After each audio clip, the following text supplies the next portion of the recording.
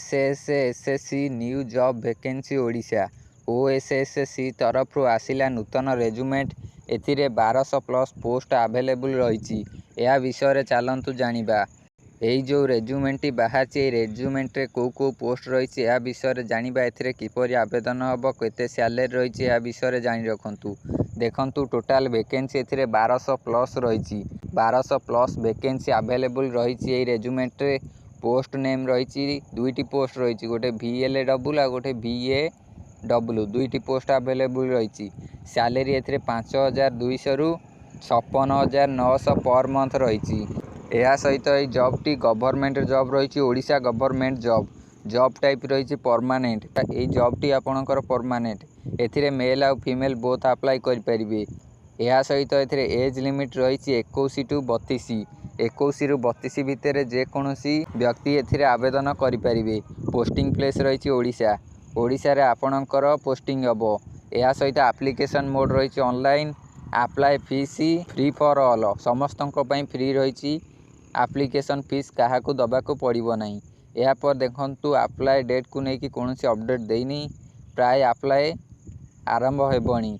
या पर देखंतु एजुकेशन ये +2 pass in agriculture related subject science and vocational. आपन साइंस किंबा वोकेशनल रे एग्रीकल्चर रिलेटेड सब्जेक्ट थिले आपन एथिरे आवेदन करि परिबे। सिलेक्शन प्रोसेस एठी रहउची फास्ट इंटरव्यू तापरे डॉक्यूमेंट वेरिफिकेशन। या पर देखंतु एग्जाम पैटर्न कौन रही। देखंतु पेपर 1 रे मैथमेटिक्स रे 50 मार्क आपणकर रहिबो। 50 मार्क रे को क्वेश्चन सब पड़िबो। देखंतु arithmetic algebra geometry trigonometry and statistic यही सब मैथमेटिक्स रे क्वेश्चन आसीबो। यह रहिबो 50 मार्क रो। या पर रही जनरल साइंस क्वेश्चन यह हबो 60 मार्क रो। एथिरे को क्वेश्चन आसीबो physics chemistry biology.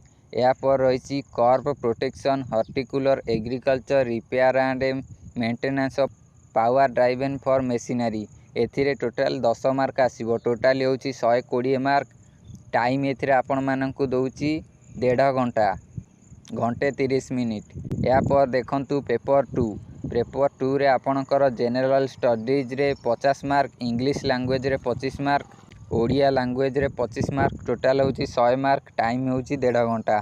Total grand total होची 220 मार्क। टाइम रहिबो 3 घंटा। यह पर देखंतु एथिरे आपणकर कौन सब डॉक्यूमेंट लागिबो।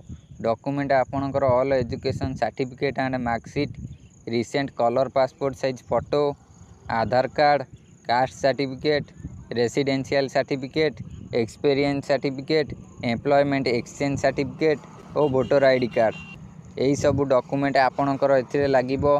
यह सहित आपन को ये ऑफिशियल नोटिस टी मध्य मिल जाउची। आपन ऑफिशियल नोटिस टी को डाउनलोड मध्य करि परिबे। एई चेक ऑप्शन उपरे क्लिक करिवे। चेक ऑप्शन उपरे क्लिक कले आपणकर ऑफिशियल नोटिस टी डाउनलोड होबो। देखंतु मु चेक ऑप्शन उपरे क्लिक कली। या पर आपण ऑफिशियल नोटिस टी को चेक कर नै परिबे। एई भली ऑफिशियल नोटिस टी आसी जिवो। आपण एठी पढि नै परिबे। डाउनलोड ऑप्शन रही डाउनलोड मध्य करि परिबे।